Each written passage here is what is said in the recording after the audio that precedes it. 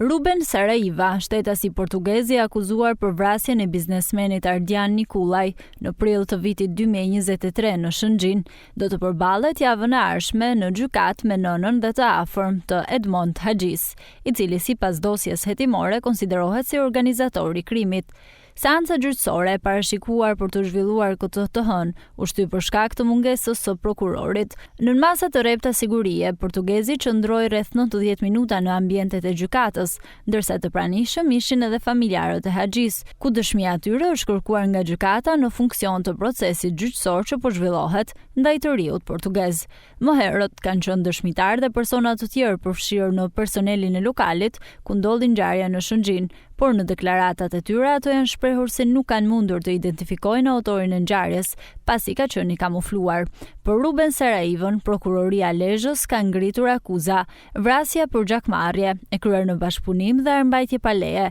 ndërsa ai po gjykohet i vetëm për këtë krim, pasi personat e tjerë të dyshuar si bashkëpunëtor në këtë ngjarje nuk janë ekstraduar ende nga Britania e Madhe.